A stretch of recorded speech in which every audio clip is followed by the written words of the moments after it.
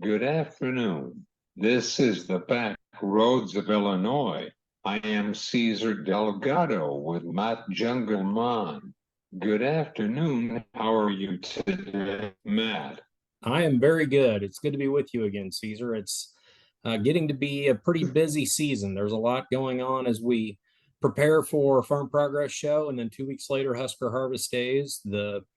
The tents are starting to fly in the air in Decatur, and it's hot for the folks putting those tents up. But things are in motion. Landscapers are there. The electrician is there. The backbone and the underpinnings, the infrastructure of the exhibits is starting to get put into place. Can you tell the audience on the Farm Progress Show for this year? So we're pretty excited about everything that's new. The challenge that we have now that the show is in permanent locations is to make sure that it is a fresh new show every year. The 2021 show is what we kind of built this year's show around. That's the map that we start from. And if you remember in 2021, COVID was still a thing that everybody was worried about, that was in the headlines. And so some of the companies had inventory challenges and couldn't take as much space because they didn't have the equipment to fill it. Some companies, a lot of European-based companies, weren't allowed to exhibit.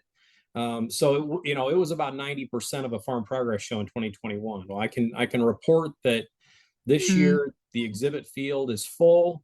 We're down to just 10 to 15 open lots here and there. And when you have 950 lots, 10 or 15 of them, you're over 99% sold out. So for the most part, it's a sold out show. And the thing that keeps it fresh and new every year is what the exhibitors bring. And I say that every year, and it's always true, but it feels like more so than ever. John Deere's going to have a new product. Raven has a new product. Case IH, New Holland, AGCO. All of them have new products that are going to be on display and making their unveilings on Tuesday morning of the show. Awesome. Matt, how is the corn and beans in the side? Very good. We're a little bit like every other farmer. We're at the mercy of Mother Nature. This year has been a good year in terms of trying to get a crop ready to go at the end of August. We had a really good spring. All the corn was in the ground by April 14th, and it was not a push to put it in. We weren't rushed. We didn't mud it in. It was in great field conditions. And we got a lot of heat units early. We were pretty worried about the lack of rainfall through May and into June. And then we got the big, when the derecho came through, it didn't affect the show site, but it gave us some rain and it kicked off a few rains there. And that really perked up the crop.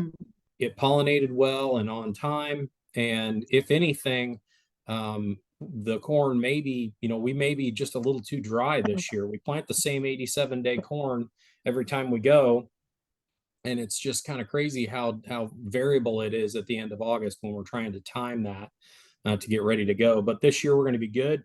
We've got lots of equipment that's signed up for the demonstrations.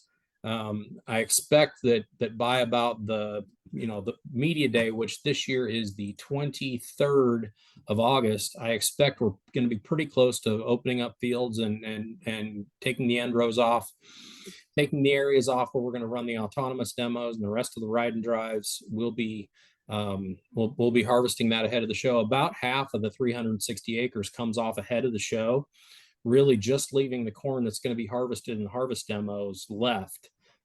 So a lot of work happens in that week before the show to get everything tuned up, which is good because it's all new equipment and it needs a little bit of time in the field to kind of shine up and knock the paint off and get everything tuned and ready to go in front of the crowd. Finally, what is your opinion for this growing season and the deactur on your farm?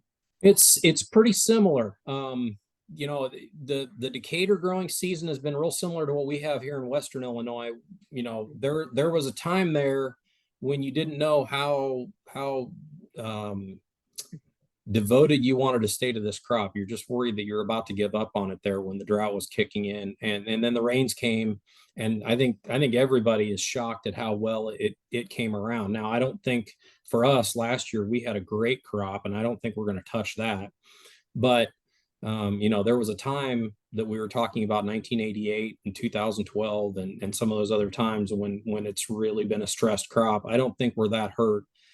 Certainly not any kind of records or anything. Don't get me wrong, but the corn has come around really well. We're counting a lot of ears that are 16 around, and we're going to have a decent crop. The beans, that feels like we've still got plenty of potential there on the beans. I don't think we've probably taken as much off the top of the beans as we have the corn. So we'll see how that goes. And I think that folks in Decatur would probably tell you a pretty similar story there for the most part. Obviously, there are people that have been hurt, but for the most part, I think the rains came at just barely in time. Thanks, Matt. Is there anything would you like to go to tell the audience on the show about the commodity group? Yeah. So I think probably where you're going with that is all the work that we're doing with Illinois Soybean Association. It's a great partnership year with those folks.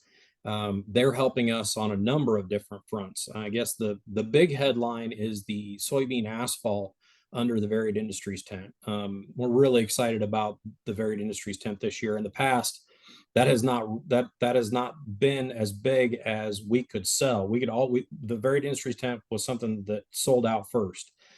We've worked with some exhibitors to relocate them so that we can make the Varied Industries tent run from West Avenue all the way to Central Avenue. And because the blocks are longer in Decatur than they are in Boone, it is literally the largest tent we've ever put up in the history of the Farm Progress Show. It's over an acre. And thanks to the Illinois Soybean Group, that is going to have soybean asphalt as a surface. And so it makes a really nice, comfortable interior inside that tent. And so we're excited about that. Additionally, Illinois Soybean is putting in a long-term research plot that's going to be a demo plot on show years, and they'll be able to show off what they're researching. And that's actually inside the fence of the show. And then third, everything at the show site that's got a gravel surface for any of the roads or walkways, that's all going to have soybean-based dust control on it this year. We're working with them on that. So lots of different fronts that the soybean folks are helping us out, and really excited about that. And, you kind of pull the string and I can just kind of go and talk about the show. But, new product introductions from lots of people, lots of in-field demonstrations. First time in the history of the show that we've ever had a hemp plot on display. So we're excited about that. 3 different kinds of industrial hemp growing there right now. And so just plenty to see. I'd probably close out by telling everybody to mark their calendars for August 29th, 30th, and 31st, Tuesday, Wednesday, Thursday. Golf carts are sold out on Tuesday and Wednesday, but there's still some available for Tuesday. And, buy your tickets in advance online, download the app so that you've got the show program there on your phone, and look forward to seeing everybody at the end of August. Cool, Matt. Thank you, sir.